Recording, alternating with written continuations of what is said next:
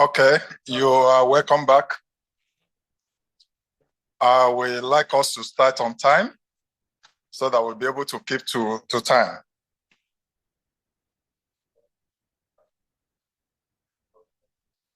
For this second session, we will focus on Europe, the European region, and we are privileged to have three presenters here. And I know it's going to be quite interesting. Sergii, do I pronounce it very well? Just don't mind me. Sergii, right?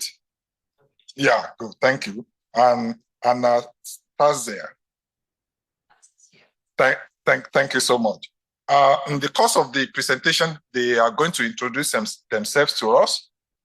But the way we coordinate this session is that each presenter will present, we go to the first one, we go to the second one, and the last one.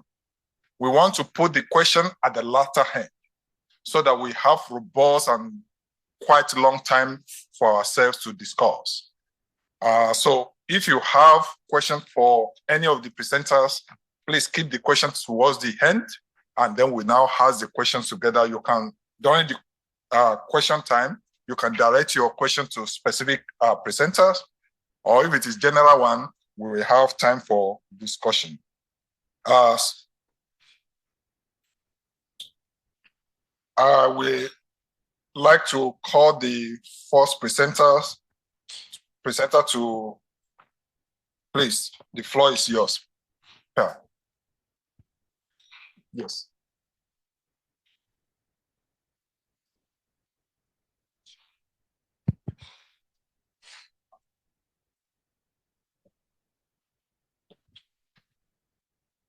Okay, hello everyone. So I'm Per Högselius from KTH in Sweden, and I'm interested in Russia-EU energy relations, and I've been trying to think about how they are likely to develop in the future. We know that these relations have been very much influenced, right, by geopolitical events.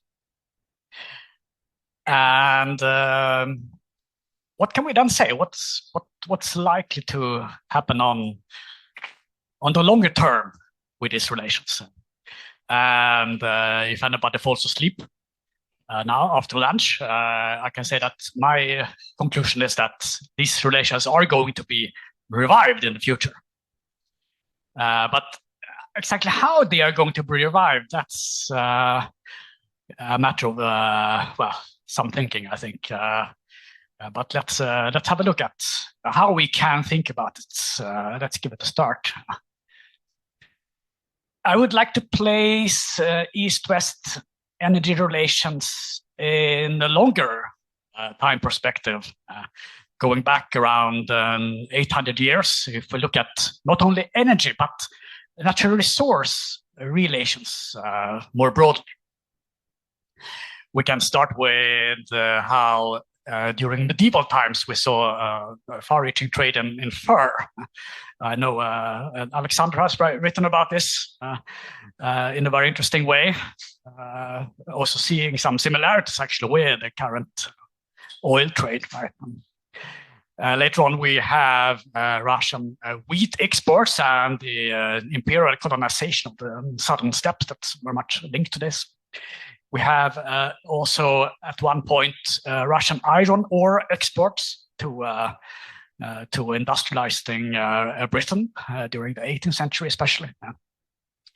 And then slowly, I mean, towards the end of the 19th century, when fossil fuels start to be extracted on a large scale worldwide, we see also Russian oil colonialism coming into play with Russian oil exports, so hydrocarbon exports from various regions to Western Europe, Northern Europe, Central Europe, and so on.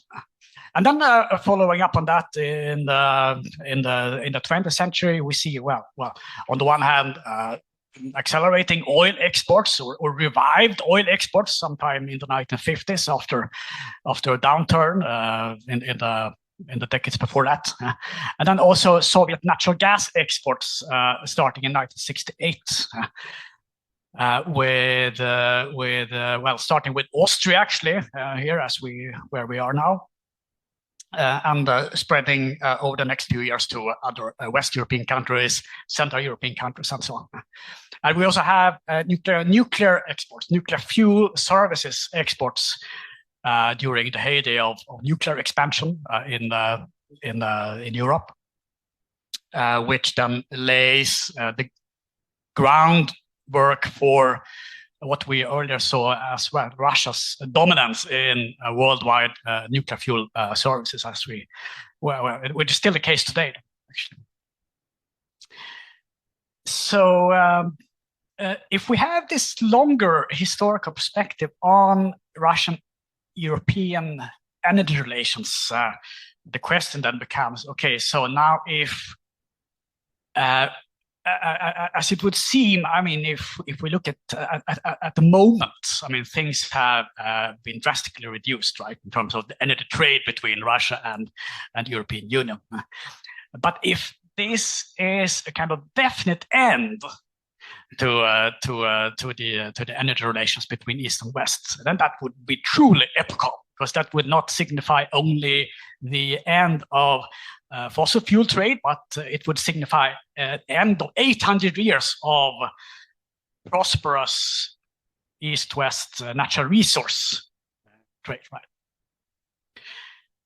So it would be truly radical if this really comes to an end. And I think there are some good reasons to believe that it's not going to happen. It's not going to be the definite end. These relations are going to be revived.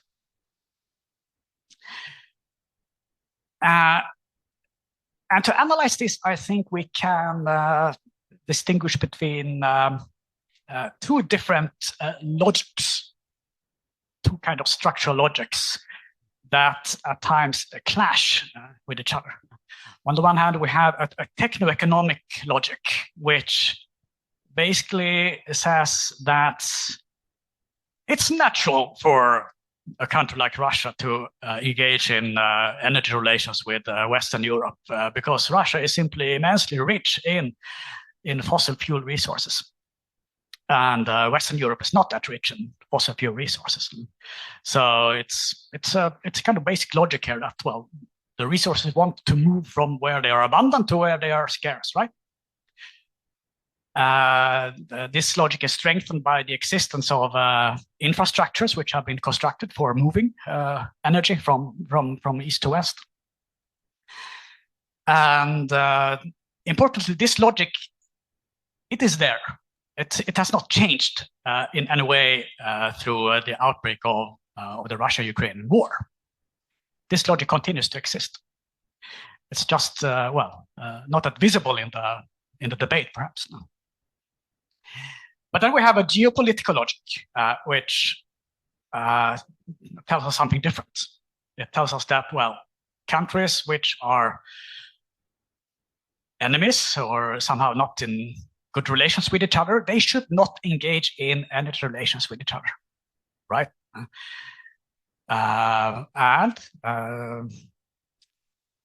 This is what we see now. Then that the European Union doesn't want to trade energy with Russia, right? Because we have a tense geopolitical tension here with Russia. These logics then they can clash with each other, and then the question becomes: okay, which logic will dominate, and which one will lead us to the future? And I think historically, it's very fair to say it's fairly clear that the techno-economic logic has almost always been the dominant logic. It's the one that usually decides what's going to happen. It's very difficult to prevent it from ruling, so to say. We have a history of many attempts to introduce sanctions and the like to stop it, but it usually comes back in one way or the other. The geopolitical logic, it can be dominant, but only temporarily. This is what history tells us, I think. Even, I mean, if we look, for example, at the relations between Germany and the Soviet Union, I mean, these countries were engaged in a very bloody war in the 1940s with millions of casualties. But nevertheless, even in that extreme case, these two countries, they managed to resume energy relations after about 25 years. So even in that kind of radical case, the techno-economic logic proved to be the dominant one on the long term.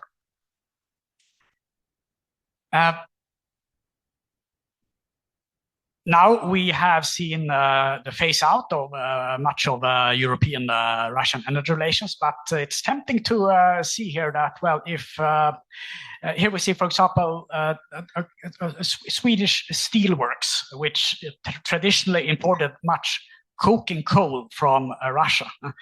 This import has ceased after the outbreak of the war. But if, for example, the geopolitical situation would somehow change, if it would somehow improve, then clearly it would be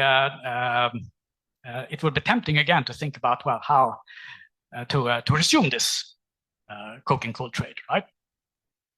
Or if we look at Russian oil exports to Western Europe, we see how they have been almost totally phased out.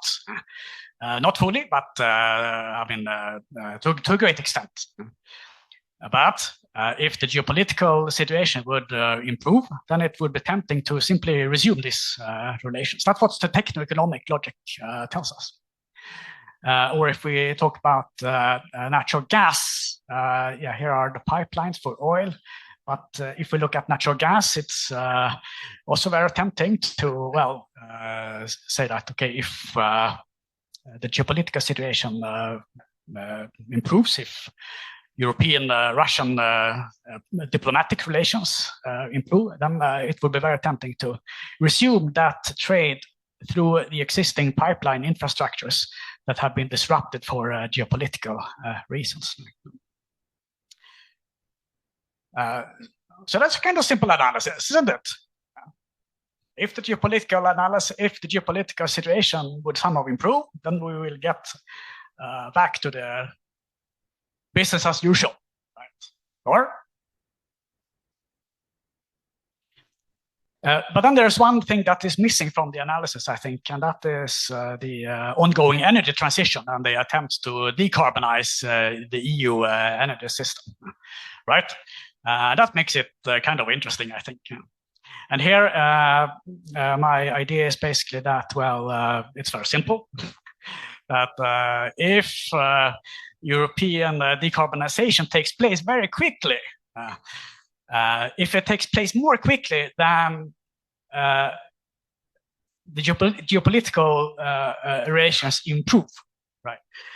Then things will look very different. On the other hand, if we see a very slow change in terms of decarbonization and a quick improvement in geopolitical links, in diplomatic friendliness, let's say, yeah, then we are going to get back quickly to things as usual.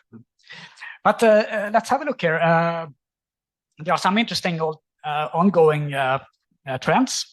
In Europe here, for example, Swedish attempts to replace fossil fuels in the steel industry with green sources of electricity combined with green hydrogen. They are trying to do this at Swedish steelworks, and if they succeed in doing that quickly, then there will clearly not be any interest in resuming coking coal imports from Russia.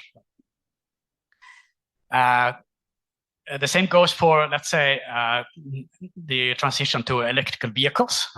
If this transition happens very quickly, and if all diesel and gasoline-powered vehicles are somehow phased out very quickly, then there will be basically no oil demand any longer in the EU, and then it will be there will be no interest in resuming oil relations with Russia, because there will be no oil demand in Europe.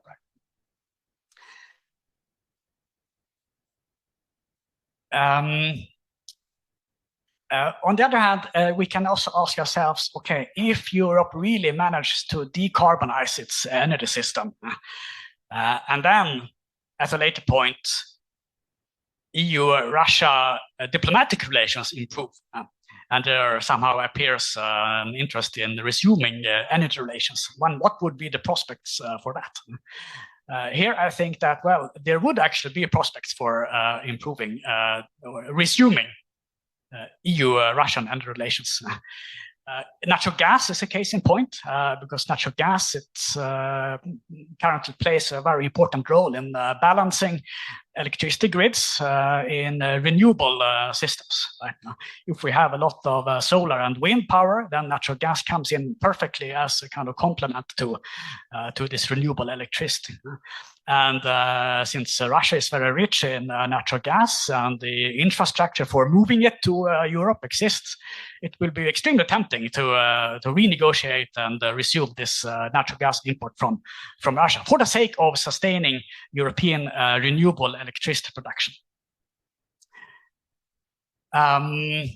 Another case is, well, this was briefly mentioned, I think, in the previous session, prospects for hydrogen, green hydrogen. I think I agree with with Andreas that this is kind of hype, that is overhyped, green hydrogen projects. But it's interesting to see that just before the outbreak of the Russian-Ukrainian war, the Kremlin actually had a kind of hydrogen export strategy. They wanted really to get engaged in hydrogen relations with Western Europe, building on their tradition of, well, these 800 years of energy and natural resource trade right now. And if we somehow will see transnational hydrogen infrastructure coming into play, and if at the same time diplomatic relations between Russia and the EU improves, then it will be very interesting to see how this is going to play out in terms of possible cooperation in hydrogen. Some other examples include the prospects for trading electricity. So let's say solar electricity between East and West. This is some kind of crazy graph showing the prospects for, or some kind of vision for a Eurasian or even pan, well, whatever you call it, very wide future supergrid for renewable electricity trade.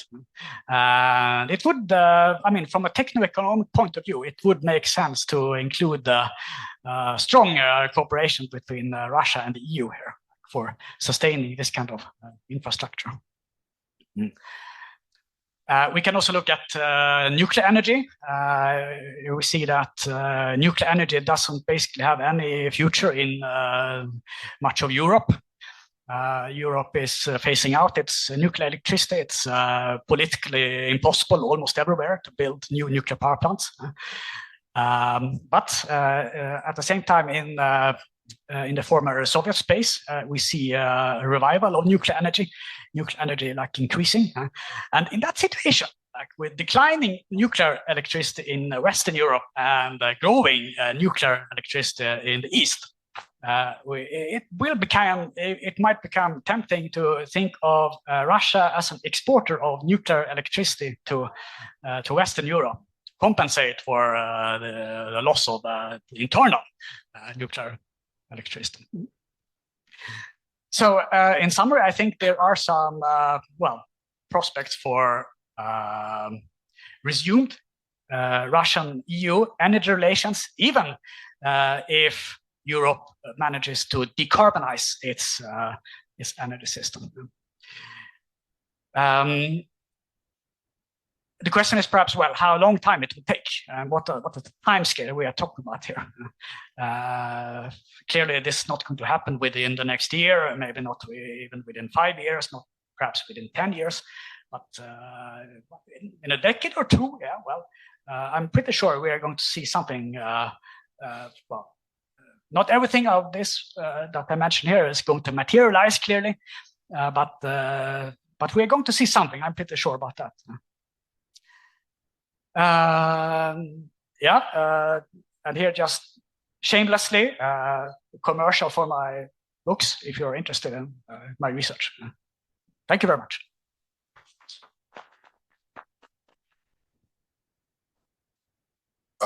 Thank you very much. Like I said at the beginning of this section, we have question at the end. So we'd like all the presenters to finish, then you can direct your question to them. Please just take note of your question if you have any. The next presenter is Sergii. Thank you for coming, and I would like you to please introduce yourself at the beginning. Thank you very much. Yeah. It's my pleasure to present here my views on international relations, foreign policy, and as to the Kremlin's energy weapon. My name is Sergii Glebov. I'm based now at UiT, the Arctic University of Norway, and I'm still associate professor at the Department of International Relations at Odessa Mechnykov National University in Ukraine.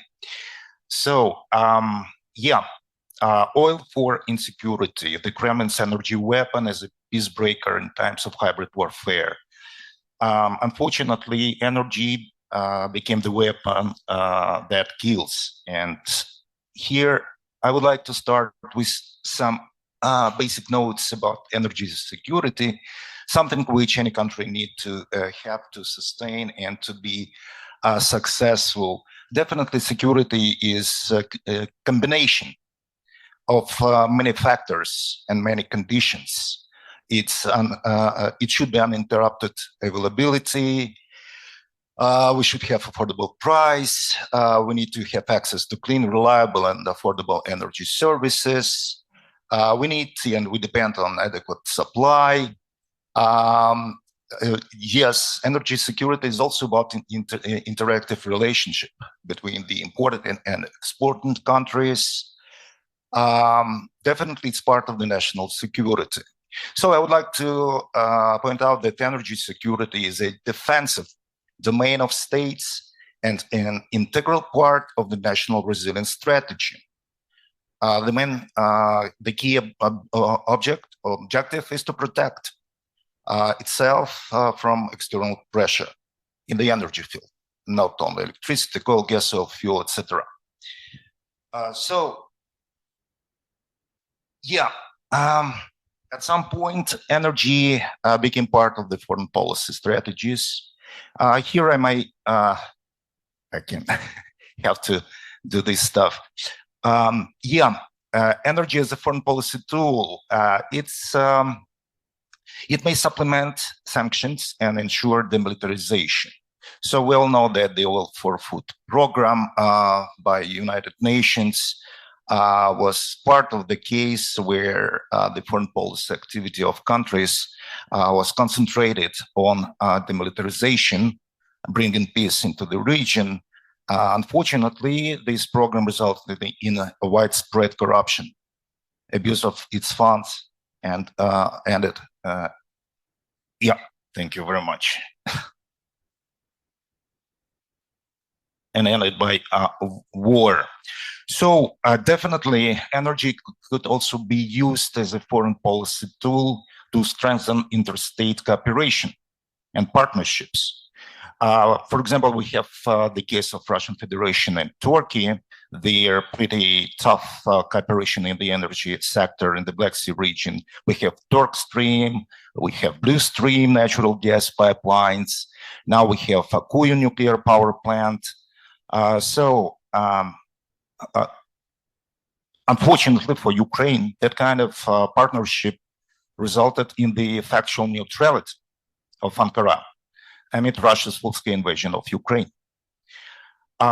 Definitely energy as a foreign policy tool could be used to prevent escalation and deter further aggression. Of course, we have this famous Nord Stream case 1 and 2. we do understand and we do remember how the Germany-Russia energy security axis was formed and how it influenced the situation in Ukraine. Actually, it was resulting in a poor reaction of the EU and NATO to Russia's military invasion of Ukraine in 2014. So, key factors: dependence on natural resources and the race for economic benefits led to strategic myopia.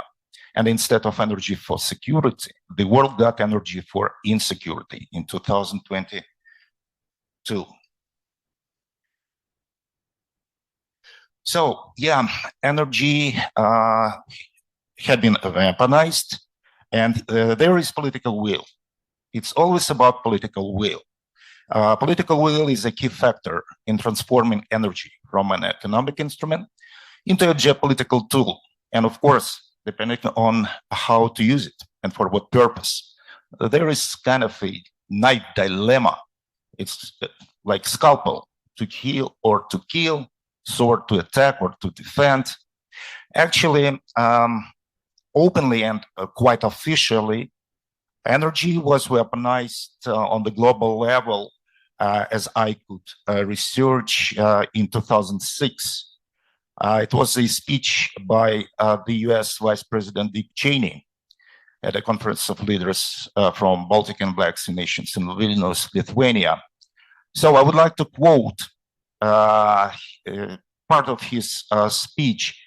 So, no legitimate interest is served when oil and gas become tools of intimidation or blackmail, either by supply manipulation or attempts to monopolize transportation.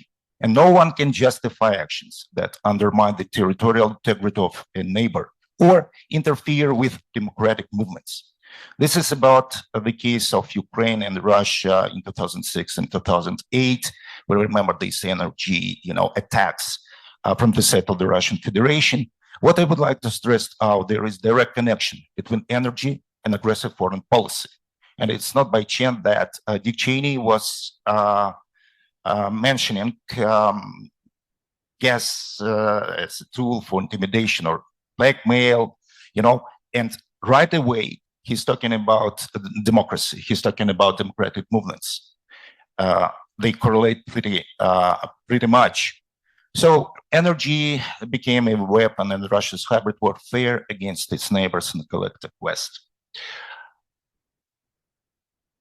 So we do remember the European Union's third energy package. It was extremely important to separate generation and cell operations from their transmission networks. So the goal is absolutely obvious and understandable: to demonopolize the energy market and diversify sources of supply to ensure energy independence. Was this strategy successful? Remember, the third energy package was adopted in 2009. What we've got in 2021? We've got a gas crisis in Europe in October, November 2021. It was an explanation from the West. The current gas turmoil in Europe reconfirms Russia's willingness to exploit its customers' vulnerabilities, as seen in previous disputes with Ukraine, Moldova, and Estonia. So dependency, this is the factor which make countries vulnerable amid aggressive supplier. So, yes, energy security and international relations, it's also part of the bargaining and geopolitical deals. We know the case of Arctic agreements back to 2010. It was a well-known and unfortunate case when Crimea actually was presented to Putin for Russian gas. And this is the big deal for Ukraine. And unfortunately, energy was exactly used as a weapon against Ukrainian independence and sovereignty. Yes, and Russia is a gas station country. There is a clear global dimension and global involvement. We do know that sectoral sanctions, led to formation the so-called shadow tanker fleet, which fuels war in Ukraine. No oil, no gas export, no oil dollars for Russia, no fuel to continue funding the war. And now we know that Russia is in a tricky position of not be able to refine crude oil, and that's why Russia announced a 6-month ban on gasoline export from March 1, 2024. So I would like to stress out that decarbonization of Russia equals to demilitarization of Russia. No oil, no war. Energy, international relations, environment. Again, back to the case of Nord Stream and Nord Stream 2.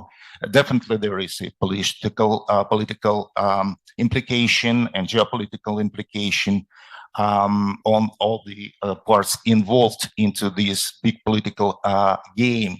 We remember how Trump was attacking Merkel and how Merkel was trying to deal with Putin around Nord Stream 2, basically. Clash of geopolitical and geoeconomic interests were on the way. There is environmental impact, of course. I was, searching for some vulnerabilities to the ecology in the region, like Baltic Sea region. And it was clear that both pipelines were in conflict with decarbonization efforts for climate protection. I will not go through all these main and basic vulnerable spots, but it was quite obvious that both projects were confronting interests of ecology and people around this region. So I would like to conclude that, first of all, national interests are guided by energy security interests and have an egoistic background. Global and regional security are in conflict with national interest and could be sacrificed to ensure the individual power of national elites. Russia's gas station country case confirms that its current militant political regime corresponds to dictatorship, corruption, and aggression.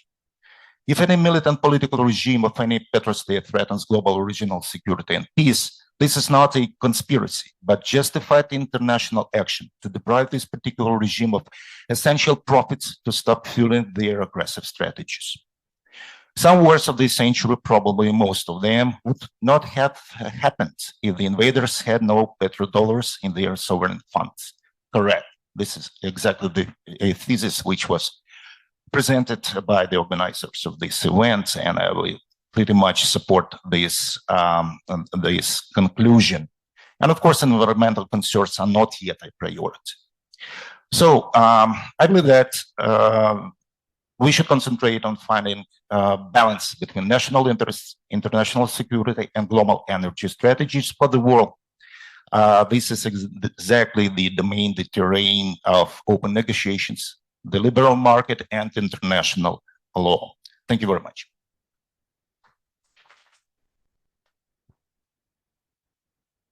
Thank you so much. We'll listen to the last presenter. Please keep your question. We allow your question at the end. Thank you. The floor is yours now. Oh, yeah. Good afternoon, everyone. My name is Anastasia Pavlenko. I'm a PhD student at Central European University. And for the last 2 years, I'm also a member of pilot research team, about which you already heard from Alec Chep. And in my presentation, I will bridge two phenomena discussed during today's workshop: transition from fossil fuels to renewables, and how it is affected when there is a case of petro-aggression. And one of the major questions that I'm dealing in my research with is whether security crisis accelerates decarbonization. And on the one hand, some research shows that decarbonization indeed can improve energy security for the countries that are highly dependent on energy imports. because typically low carbon energy systems mean that they more diversified and also that there is less energy trade that is required to support them. On the other hand, the research of my research team has shown energy security can be achieved not by the means of this expensive decarbonization, by all this deployment of expensive renewables, but actually by much cheaper means. For example, if you replace imports of gas with domestic coal. And it's interesting to know what is true in case when there is energy security crisis. And fortunately for all researchers who are dealing with this question, since 2022, we have the opportunity to gain some empirical evidence about this question. And in my research, I'm using the European energy policies. I'm aiming to answer this.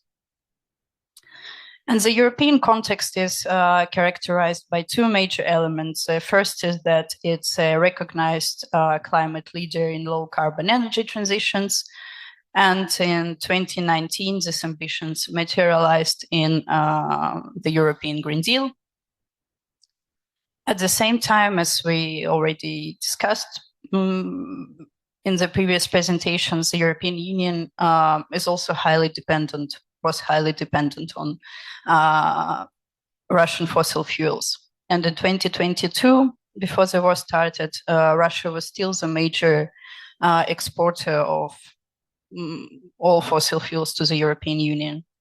So unsurprisingly, when the war started, the major goal of the European Union became to get free of the Russian fossil fuels.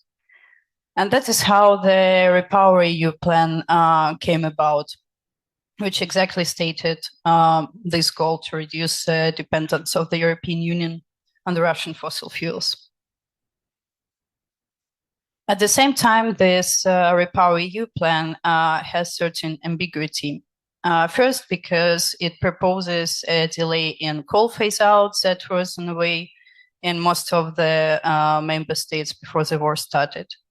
And it also actually suggested to replace one dependency on fossil fuels with another dependency, because immediately after the war started, there were contracts concluded with suppliers, not Russia, but for example, with the US and Azerbaijan. Nevertheless, the targets that the REPowerEU set, they are very ambitious, and they mean that there will be enormous acceleration of renewables deployment in the European Union. And this figure you can see in orange and blue colors, the historical growth of the three technologies for renewable electricity, and in the green bars, you can see the growth that is required to reach the REPowerEU target. However, as you remember earlier, I said that in 2019 there was a European Green Deal, and in 2021 there was another policy package that was designed to facilitate implementation of the European Green Deal, which was called Fit for 55. And already in Fit for 55, there were similar targets to the targets that the REPowerEU sets. However, the framing of these renewable targets was different.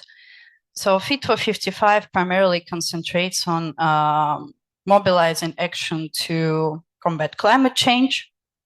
It doesn't mention energy security at all.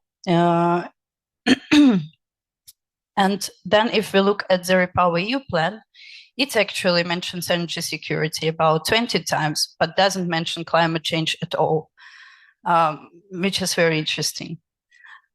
So what we see, and what was earlier highlighted by previous presenter, that there is a certain securitization of renewables and of this project of becoming independent from Russian fossil fuels. And then if we have a closer look at the targets that were set in Fit for 55 and in the REPowerEU, we actually see that for two technologies, the targets changed only slightly. So for solar power, for example, the targets in 2022 became slightly more ambitious, and for onshore wind instead slightly less ambitious. But the major growth in 2022 package should happen now in offshore wind, because this target is more or less doubled. And these targets are important not only for the European context, but they're also important for the global context, because as our research has shown, if the targets that is set for wind power in the REPowerEU, if it's replicated globally, it would actually move us very close to achieving 1.5 degree target. Therefore, it is very important to understand whether the targets that the REPowerEU sets, whether these targets are feasible. And one way to understand the feasibility of these targets is to look at the projects that are already in the pipeline. And the International Energy Agency created projections that are based on the projects that are in the pipeline. And in this figure, you can see them in light and dark gray bars. What we can say looking at this figure? Well, we see that, for example, for solar power, the target set in the REPowerEU looks pretty achievable, because both the historical growth of this technology and the projects that are in the pipeline are both sufficient for reaching this. Then if we look at two other technologies set on offshore wind and also at onshore wind, we see that neither the historical growth nor the projects that are in the pipeline are sufficient for this level of ambitions that is set in the REPowerEU. However, for as you could see from the previous chart, it's onshore wind that is the most important for decarbonization of electricity, because the total capacity of onshore wind is much greater than other technologies of onshore wind. So now I would like to have a closer look at how onshore wind develops. And it's also one way to do it is to look at the historical growth of this technology, and in blue bars you can see how it developed historically, and in green again what is needed to achieve the REPowerEU target. But looking at the historical growth this way, we probably cannot really see any trend in its growth. So what is necessary, what can be done, is to model the growth using the technology diffusion model. And now it's clear that while the growth curve of onshore wind actually goes down, what is needed by REPowerEU is that this growth would dramatically go up. And in order to understand whether this is feasible or not, it would be good to think whether something similar ever happened in the history of technology. And there is a similar case that happened also approximately in the same region, and partly due to another crisis, the oil crisis of the 70s, which was the growth of nuclear power. In this figure, you can see the development of nuclear power from 1966 to 1996. And the growth, the historical growth of onshore wind, and also the one that is extrapolated into the future. And here we see that the growth curves of the both technologies, they are pretty similar. However, nuclear power grew much faster at its peak. So this is a good news for feasibility of the future onshore wind target, because then probably it can achieve this growth rate. However, what didn't happen in the history of nuclear power is that this curve was never bent that dramatically. Whereas for achieving the REPowerEU target, the trajectory of growth should be dramatically bent. Finally, of course, the ambitions of the European Union, they cannot be achieved if there is not enough effort in the member states. So now I would like to show you the growth of what's happening with onshore wind in the member states. And as our research shown, there are only a few countries in which the acceleration of onshore wind still happens, whereas in majority of the member states, onshore wind is no longer accelerating. And on this map, you can see in green the countries in which it's still accelerating, and in purple where it doesn't accelerate any longer. What is also alarming that in general, there are only a few countries in the European Union that have their national contribution to achieving the EU-wide targets of amount of renewables that are required. Only a few countries have this contribution in line what Commission believes will let the countries to all the countries to achieve the overall target. And in this map, you can see that the majority of countries are either in red, orange, or yellow colors, which means that the ambition is remains insufficient. And what is interesting that the only countries that has its contribution in line with the Commission's recommendation is actually Luxembourg, which is of course not very critical for achieving onshore target, offshore target, or probably even solar one. So clearly there are some barriers to onshore wind in the European Union. And as our team identified, the major barrier to onshore wind is conflicting land uses. It can be different in nature. For example, in Scandinavian countries, there is ongoing conflict between the indigenous population and deployment of renewables on their lands. And then in Austria, there is a conflict between renewables deployment and protection, bird protection. And for example, in Sweden, around 80% of the projects for onshore wind deployment are being cancelled, being rejected, because the municipality simply doesn't want to have these projects on their land. And the European Commission understands that there are these barriers, so it tries to address these challenges and to overcome these barriers.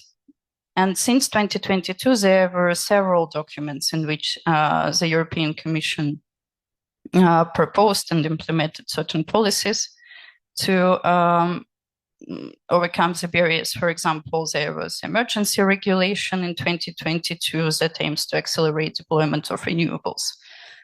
And it stated that the renewables are of overriding public interest. So basically any renewable energy project is much more important than anything else that can be done on a particular territory. And also renewable energy projects are supposed now to be exempted from the environmental impact assessments. Then there also was an update of the Renewable Energy Directive in 2023. And according to this directive, the member states are supposed to designate the areas on which renewables should be deployed, which should happen by 2026. However, immediately the European Commission faced the backlash from the environmental organizations because, of course, such emergency measures, they contradict how it was done earlier, and also the principles that were developed throughout the years for environmental protection. In conclusion, going back to my question whether the energy security crisis, whether it can accelerate decarbonization or not, we see that the European Union developed very ambitious climate targets, and that the crisis that started in 2022, it didn't decrease the level of this ambition. And actually, it even made some of these targets, like for offshore wind, much stronger than before. However, as we saw, the targets that were set in the REPowerEU in 2022, they are very similar to the targets that were set early in 2021. So basically what the REPowerEU plan did, it securitized the existing targets.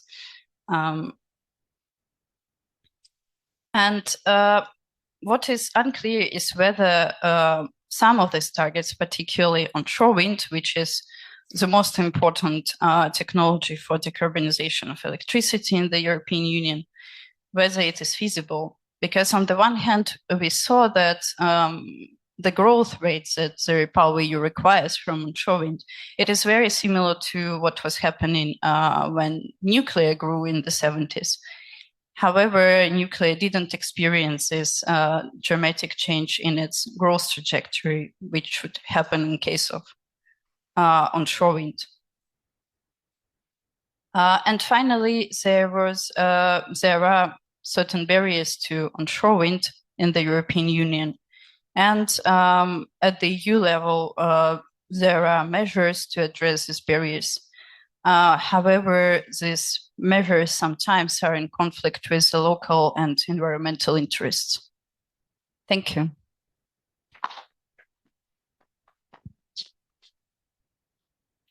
Thank you very much. And I'm very happy that 3 of you kept to time. Thank you for that. And we have enough time to reflect on the last section. If you have any questions from the last section.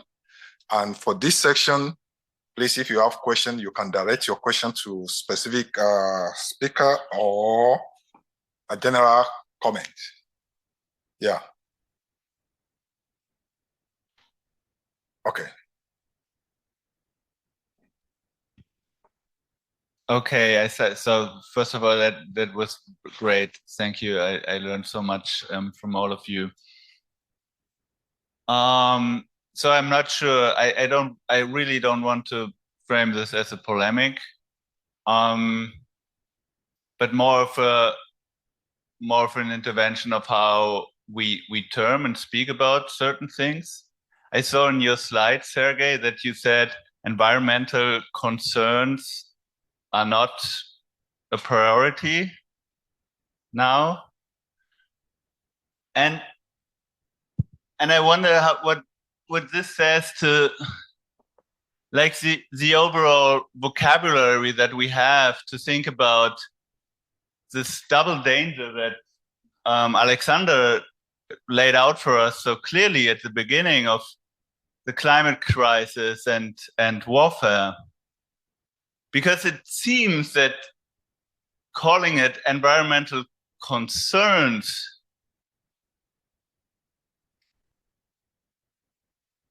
opens a bracket for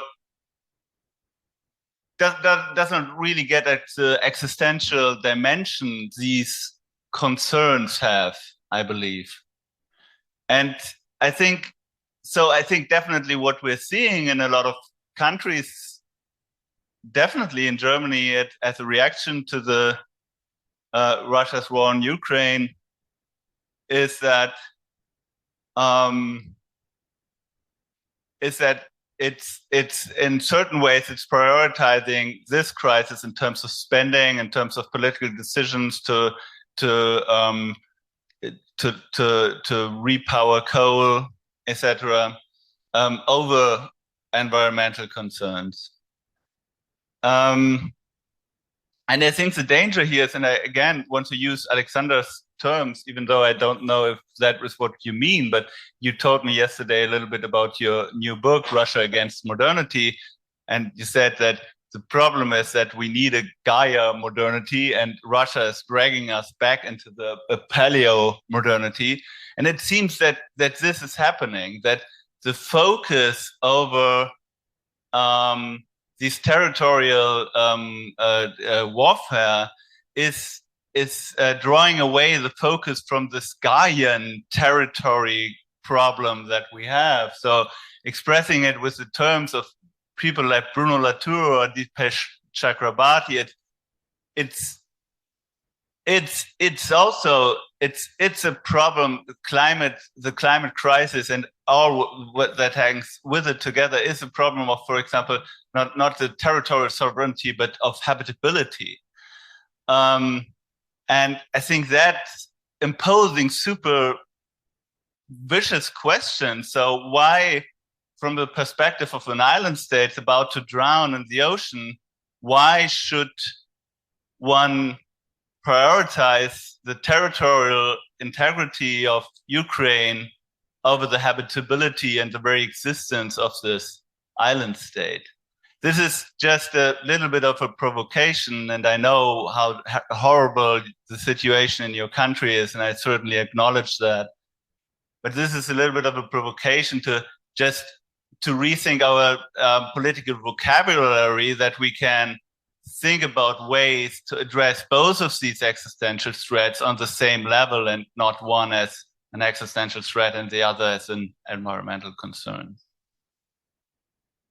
Okay. Thank you so much. Would you like to react to that, please?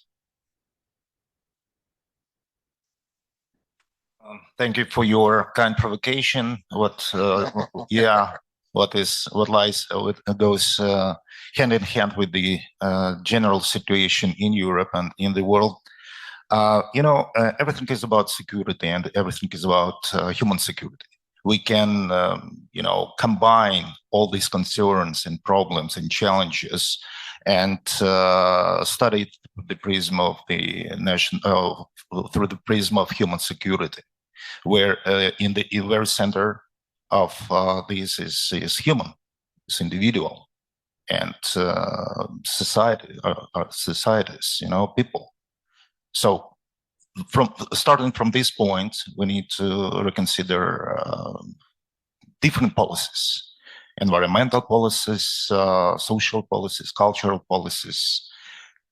We should try to understand what is good for any particular human, any particular person.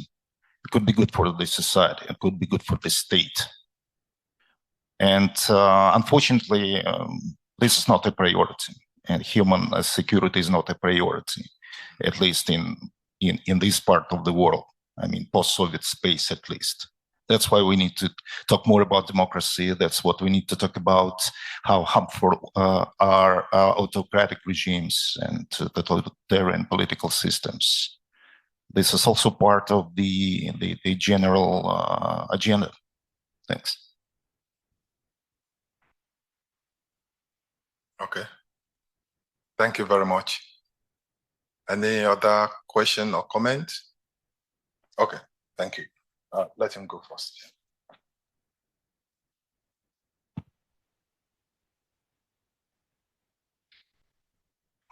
Yeah, thank you so much for your presentation. It's really, really interesting and insightful. I was sort of wondering, I think maybe goes mainly to the first two speakers, I guess. Sort of the energy relation between Russia and Europe.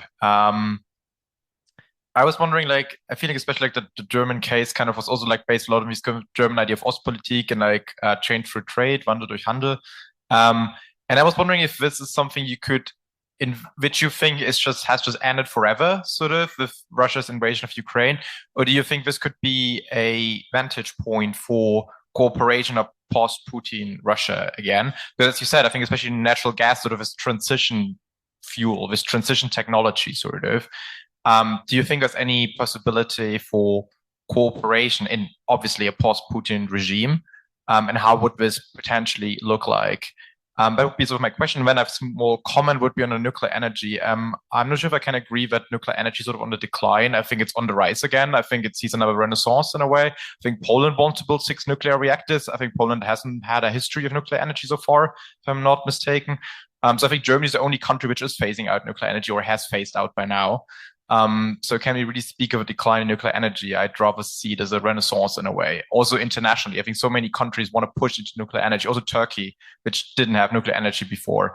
So I guess these would be sort of my two slightly not related questions. Thank you.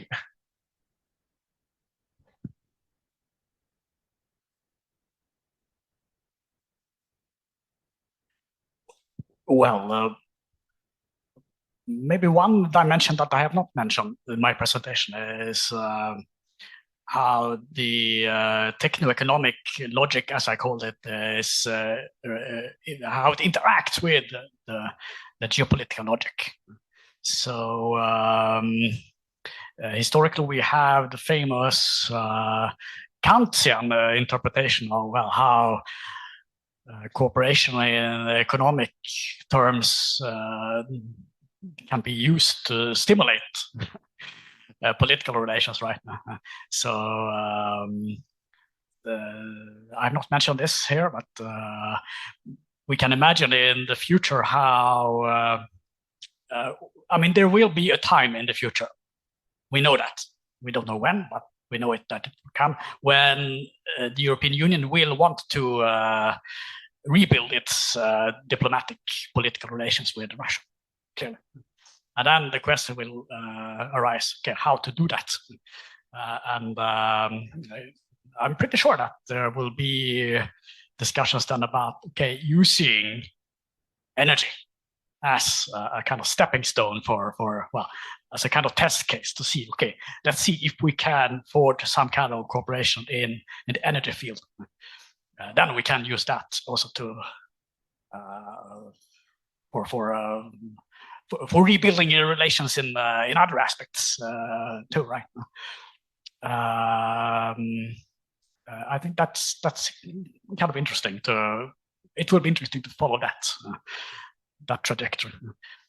But now maybe I'm moving away from your question. But what was the question actually? No, I think that sort of was the question, like what role energy could play in sort of rebuilding relations with Russia in a post-Putin regime. That was, I think, perfectly the question, yeah. Yeah, I'm not sure I understand that. So. Okay, just one minute. How Russia? Sorry, no, I think you kind of answered the question. Like my question was essentially how kind of what role energy could play in rebuilding relations with Russia post-Putin. If this is actually a good idea in the first place, how it could look like. I think it was a very open question, I guess. So yeah. Yeah, I mean, I won't speculate too much.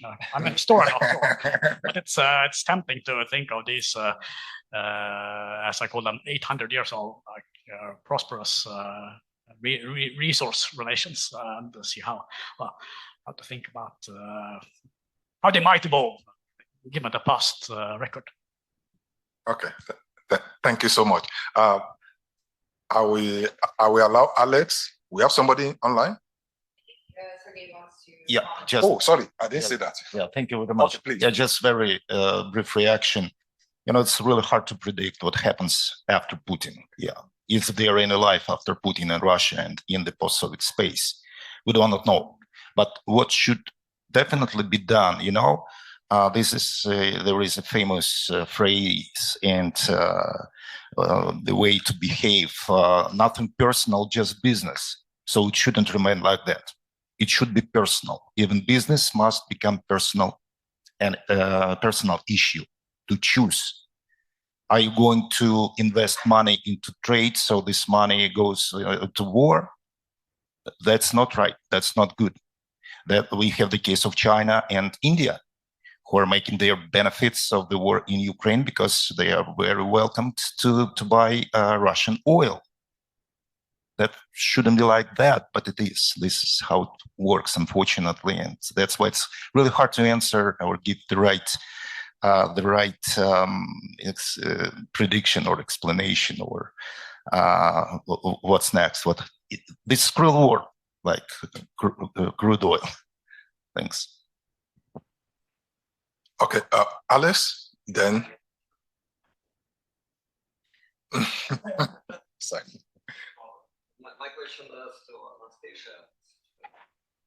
The mic, okay. So that was really interesting to see the analogy that you drew between this curve of the nuclear power and the curve, like reducing dependence on nuclear and reducing the use of carbon fuel. And it goes through years and decades in a kind of similar way, you say. And then you said that there are different barriers. But I would love to just to hear more about that, and that actually this analogy, but of contrasts as well. They deserve a focus study that's really comes to the core of all our modern troubles and hopes. One thing is that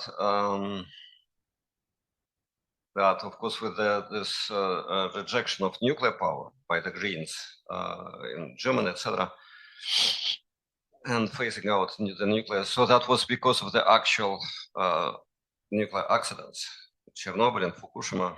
So it was abroad, in fact, but still it was before the eyes of the world.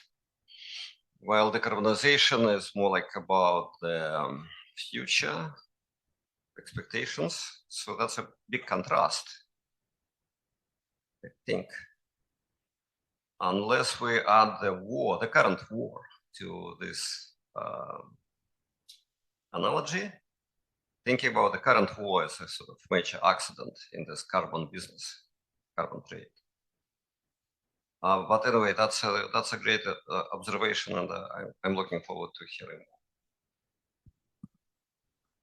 Yeah, thank you so much for your question. Well, first, indeed, the cases when the nuclear power grew in the 70s very fast and the growth of renewables, it definitely happens in different contexts.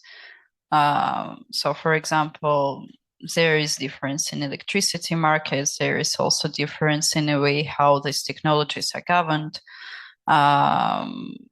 Also, to which extent we can compare the oil crisis of the 70s to the current energy crisis. It's also a question that deserves, some research. It can be answered very, very easily. But why I think it is still valid to compare this, because it is actually probably one of the very, very few reference cases that we can use in order to assess this feasibility of technology growth, because it's the only precedent when something develops so fast. And of course, we might think that something unexpected happens in the future, which will change dramatically the development of renewables. At the same time, the technology diffusion modeling, it shows more or less the same patterns across different technologies. So there is always this moment when the technology growth accelerates and it reaches its peak, and then it declines. So regardless of this, there will be a point when renewables reach the peak, and different models might show the peak at different time. However, after the peak, there will be a decline. So it's not like the technology will accelerate exponentially, for forever. Okay, thank you. I have one hand here and one from, yes. Okay, let's quickly take his own, then we'll come back to you. Okay, yes. Right. Well, I just want to make one observation here is that Per, well, then I ask my question. Well, Per said that whether the relationship will be restored depends on how fast the transition will happen. right? You said that if it happens very fast, then it might happen before normalization of diplomatic, and then there will be, yeah. And then Anastasia basically exactly addressed this question, how fast it is likely to happen. And in her view, it doesn't happen like super fast. And because even if it happens as fast as nuclear, it's not, well, first of all, it's not on the table, but secondly, even that was not a rapid, radical, and sort of fast transition. So it's probably will be long. So, and this is like useful to connect you to talks and to reflect on this. But then my sort of reflection to Per, which I think is sort of very interesting logic, and I like when people connect 800 years with the future.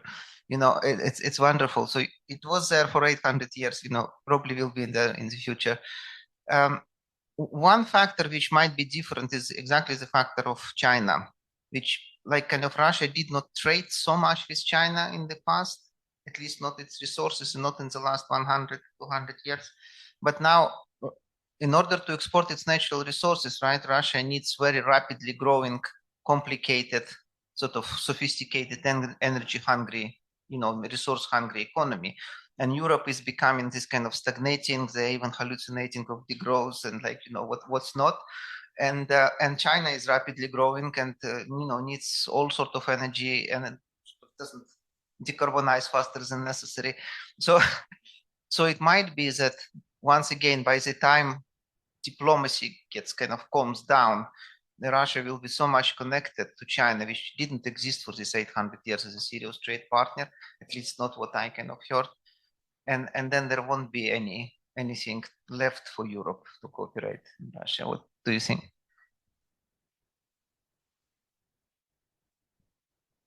Yeah, that's a great point, I think, and basically it tells us that we should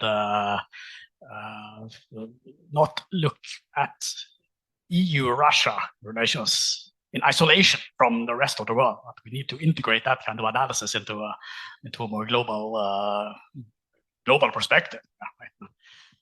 And then, I mean, what's happening in East Asia, including that part of Russia. That's a fantastic subject of study in its own right. The revolution in the United States, the shale gas revolution in the United States, Western markets now, right? And then another Russia will start exporting to China and the gas market, as you say, Europe needs gas in the States. So it's also not connected.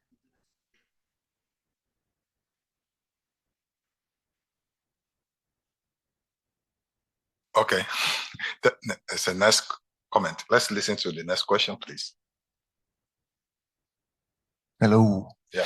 Yeah. Thank you very much for a very interesting and thought-provoking discussion. This isn't as much of a question as a comment, in a sense that I think that both in Per's and in Anastasia's presentation, there was a tendency to kind of dichotomize sort of gas, for instance, from Russia and green energy, and like green energy will be a panacea.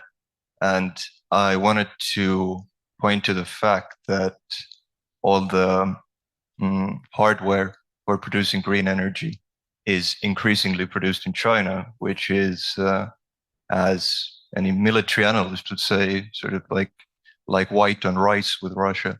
So in a geopolitical sense, I think that it might be problematic to sort of view green energy as a sort of the independent course or the very sort of how would you say, the very idealistic course and the just course, and resuming gas purchases from Russia as sort of completely beneath contempt, because at the end of the day, you are either feeding Russia or feeding China.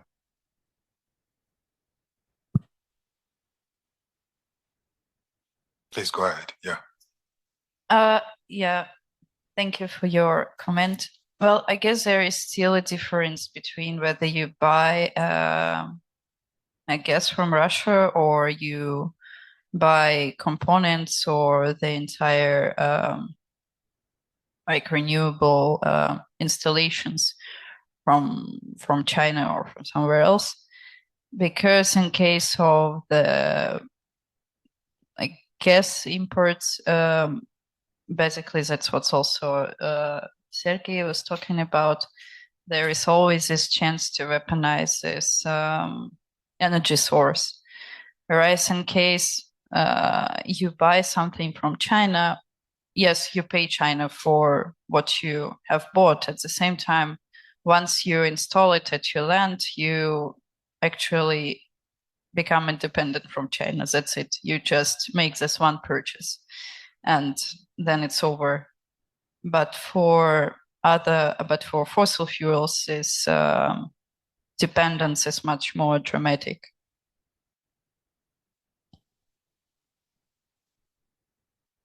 Okay. Then is anybody at the back there? Okay. Yes.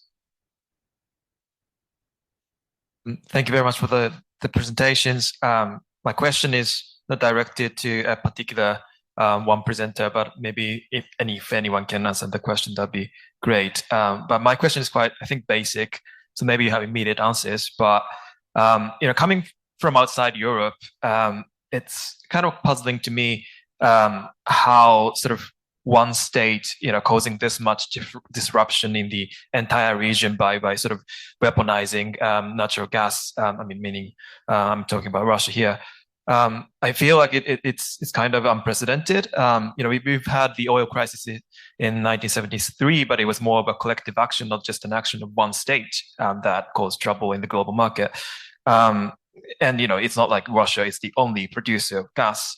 I know it's definitely hard to diversify the imports after the crisis happened, but I'm wondering, why did Western Europe become so dependent on Russian gas in the first place?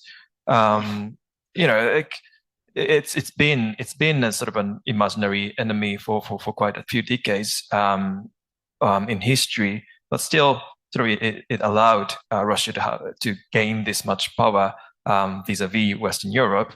What are the factors contributing to this outcome? Is it the sheer volume of production of Russian gas, or is it the geographical proximity? I wonder, what caused this sort of strong relations between Europe and Russia in surrounding the gas situation. That's the question. Thank you. Thank you very much. Would you like to react to that, please? Yeah.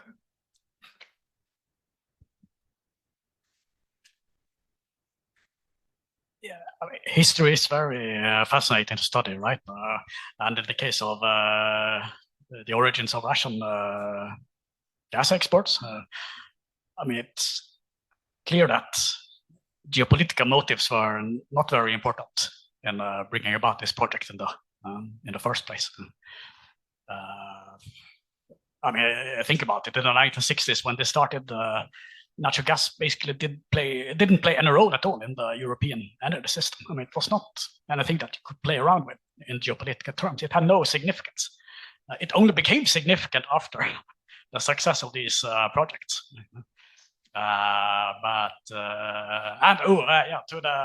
One other kind of cool aspect is that at one point, the Russian gas was, during the Cold War, the Soviet natural gas, it was viewed as, ironically as it might seem now, as a tool to combat gas import vulnerabilities. The Soviet gas was seen to complement as backup to streams from elsewhere, like from Algeria especially, and also even from the Netherlands. The Netherlands was not interpreted by European gas importers as a kind of geopolitically dangerous country. No, but it was always, from an economic point of view, dangerous to have to be reliant on a single supplier. So the more suppliers you could have, the better. And in this case, the Soviet Union played an important role in lowering the vulnerability.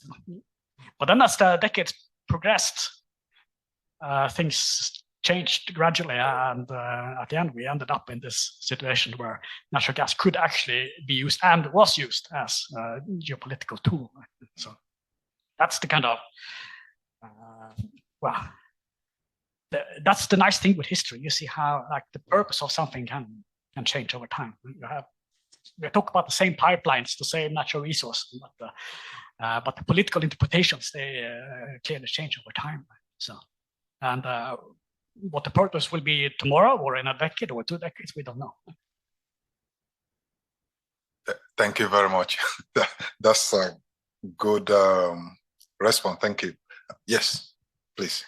Thank you very much. I wanted to kind of tie both discussions today together and open the floor for maybe even a broader discussion. And one of the things that I remember from Sergei's course, which he taught us at Odessa University, I'm his former student, was that systems aim for homeostasis, and some sort of status quo is just less stressful for them. And we clearly observe it at the moment, where Russia's war against Ukraine broke the equilibrium and put stress on the system, and at the same time there is a clear tendency to do business as usual, or at least there is a pushback to do business as usual, even though there are actions aimed at changing the usual course of action. And in this sense, we see a pushback on sanctions against Russian fossil fuels, as well as and especially on nuclear energy area, whether it be the fuel itself or some sort of elements of nuclear power plants in a broader sense, and kind of connecting this discussion to the previous discussion, I wanted to pose a question that could also address Andreas's speech. The stemming crisis can incentivize energy transition. What could be disincentives for investors in fossil fuels to incentivize moving to some other fields, and especially, to incentivize energy transition? Basically, how do we make climate action and climate-friendly options attractive for investment in this context? How do we move forward with moving away from fossil fuels? How do we use this situation to incentivize it? Yeah. Question is opened. Anybody can react to it, please. Okay. Before you speak, later on, I'm going to give the speakers just 1 minute to tell us the key message from your presentation in 1 or 2 sentences, each of you, and that's how we are going to run up later. Thank you. All right. I mean, I think on the one hand, we can state this question like that: how do we incentivize private investments in these things? And that is usually the language of incentives. And there's I mean, we saw all these pictures of Ursula von der Leyen, and part of the Green Deal, how it's called in Europe, is a massive project of so-called de-risking. I think this is really becoming a major paradigm at the intersection of private and public finance, where states, or in this case also the EU, often via the capacity of the investment banks, grant certain guarantees to private companies when they invest in what is labeled green. And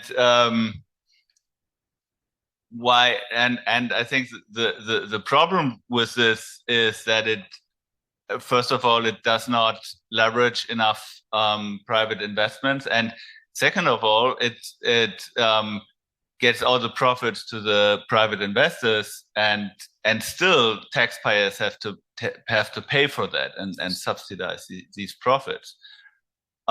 So even though it's much better than subsidizing fossil fuels, it's still flawed in a way. And I mean, then the European Green Deal and also the other frameworks, they always make this historical reference to the New Deal, but they're actually not going through with it. And very often that they that there's no comprehensive effort to actually get a lot of money into the hands and fund the green transition. Even in the situation of existential crisis, and with this double crisis that we heard about that the EU is facing with stop of the gas supplies from Russia and at the same time the climate crisis. I think this is a historical situation that warrants some kind of this action that we witnessed in the New Deal era and in some ways after the Second World War in Europe. Thank you very much. Any other? Okay. Oh, all right. Mike, please. Thanks. I think it's working. Yeah. I have rather a kind of question from the other side, not economy, not the state politics, but rather ethics. We involved these ideas of Latour, and then what I heard is like the issues of security, sustainability, and many other things, but then there are no ethical issues at all. I mean, are there anyhow involved ethical issues in the legislation? Is anybody actually talking about the evil? I know that I'm saying some stupid things just now, but how it's possible to change actually without the vision, the ethical vision for the future? Is it at all possible? Maybe it's because of this, the stagnation in the kind of this rapid development is due because there is no vision.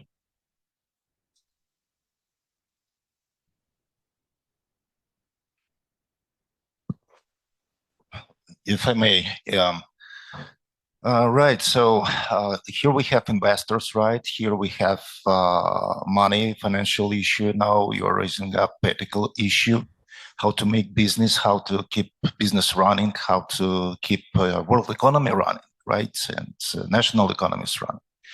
So the thing is that, investors are investing money for what? To make profits, right? To get benefits. So this is about benefits. This is about profits. Do you value human life more than any profit, than any benefit at any price? This is basically like that. If any country, any leader, any, transnational company, whatever, asks themselves, what would you like to pursue? What would you like to value more? Your own egoistic private business interests and profits to get at any price? Or you're thinking about not harming anyone because you're doing this business? This is the matter of choice. That's what I was underlining, the political will. What kind of will are you going to present? And we have some good examples inside Europe that the democracies are doing right things most of the time, mostly. European countries, they refuse to get Russian oil and gas. At least they decreased the consumption from the Russian Federation, and that's what I was underlining in my speech. Coming back to the main key thesis, decarbonization of Russia equals the demilitarization of Russia. Because, the war Putin wages in Ukraine, it costs a lot of money. And we know where this money coming to his, let's say, personal fund, basically, the Russian budget. So no Russian oil and gas in the world markets, no money for war. And this is one of the main things of the discussion in world, in the world, in main capitals of the world, how to decrease prices in the energy market. So Russia is not making money, Putin is not benefiting. So, and it looks like, EU and European countries are making the right choice. They are refusing to have cheaper gas, cheaper oil, and cheaper fuel, in order to stand with Ukraine.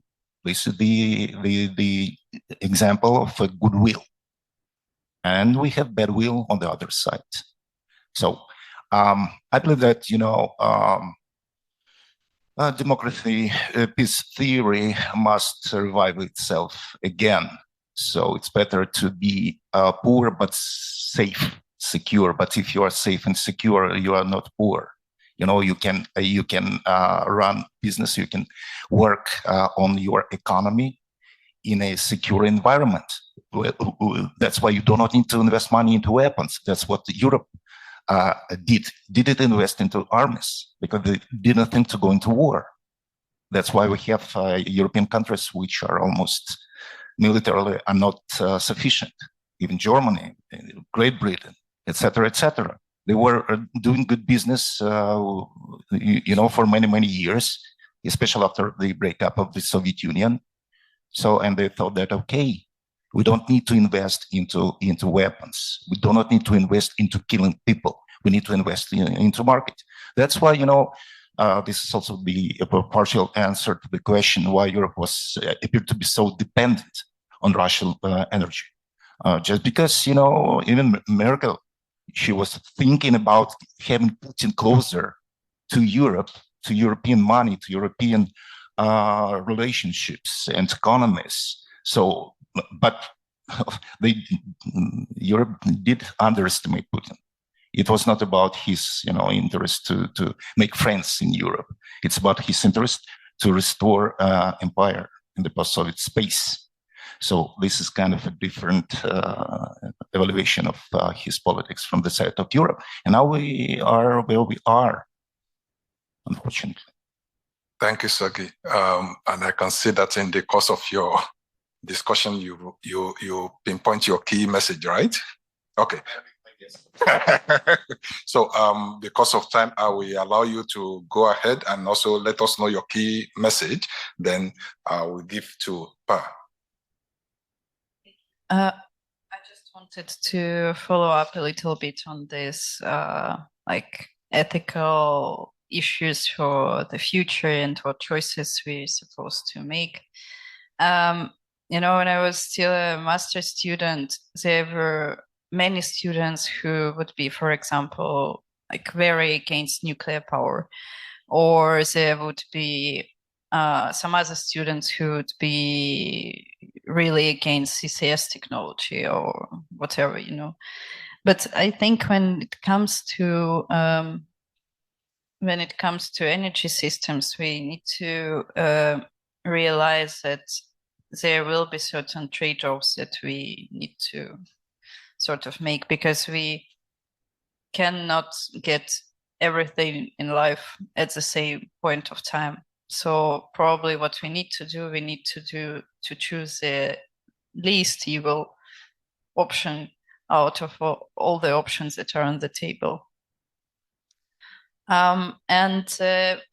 Key points from my presentation, going back to it, are that when we just look at this 2022 energy crisis and at the policies that were released after it started, we might think that, it was probably the moment when everything accelerated and when the ambitions of the European Union increased dramatically and so on. However, we should place this crisis into the wider context, and we need to look at what happened earlier. And then we can see that more or less same level of ambition was already earlier, at least from 2019, the European Union developed the Green Deal and then the policies that would facilitate its implementation. And these policies were pretty similar to what materialized in the REPowerEU. So the crisis can securitize already existing targets, but probably it cannot immediately, develop targets that would contrast the past in a way that it would be a break with the past. So it is not the case. And at the same time, although the member states and the European Commission, they may set very ambitious targets, we need to understand whether these targets are actually feasible, because it's clear if it just remains on paper, there will be no use of such targets.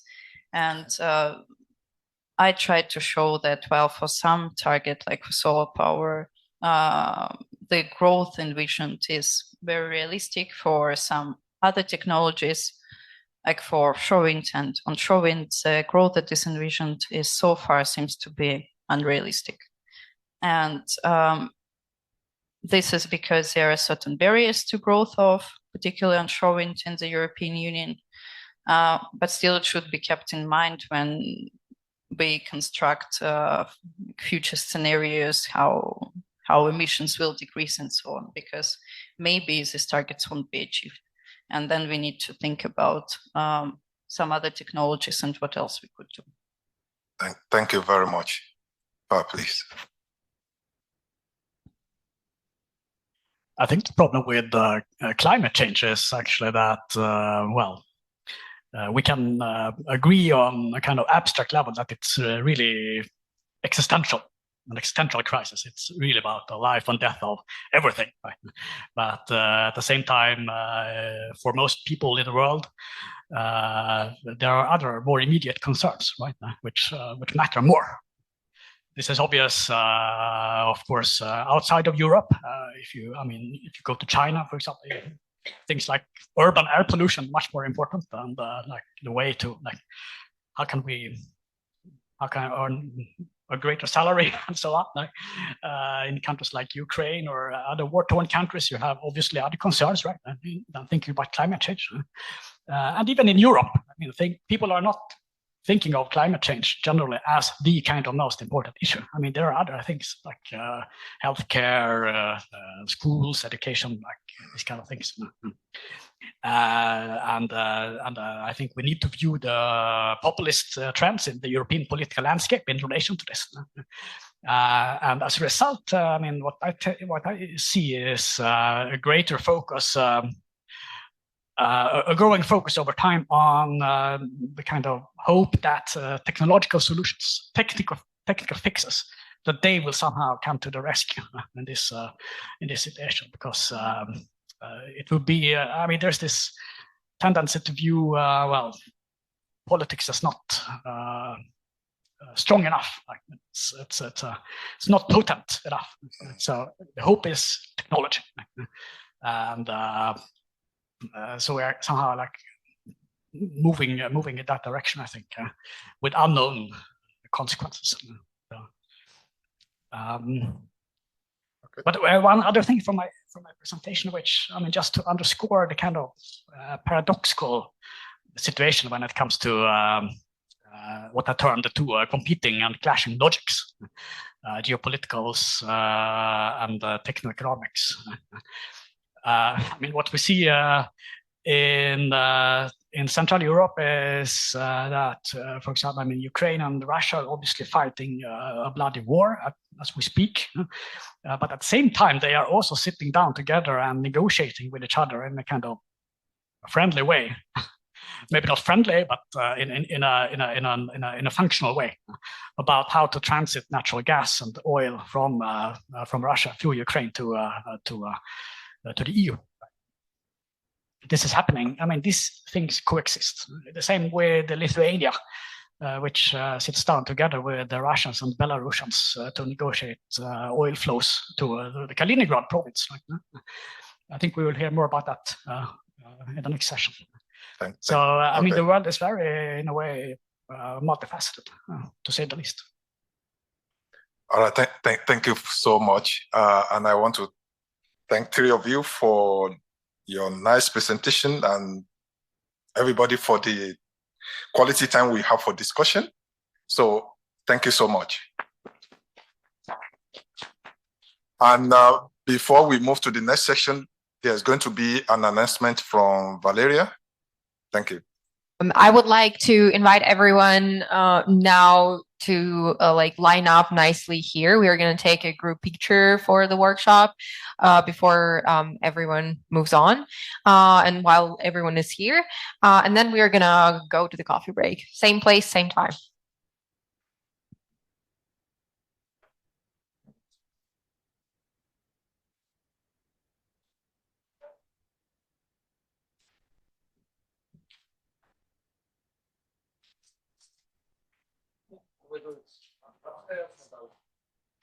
Well, nice.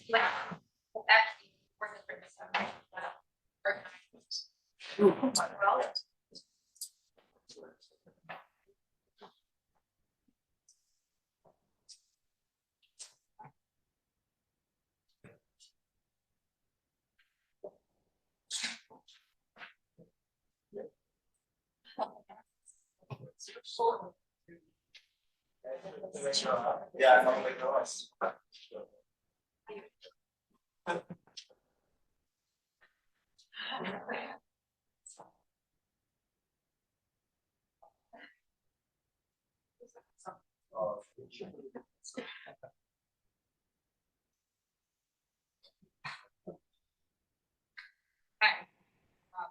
George, you probably should go on this side because there are too many people. And I'm impressed to see that a lot of us are driving in like the nature comments today.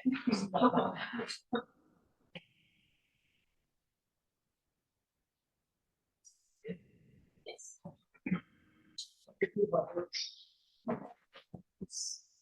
Good options.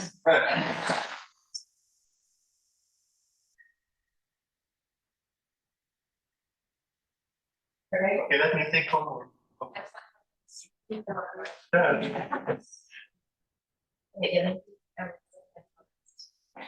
Yes, so that's that room.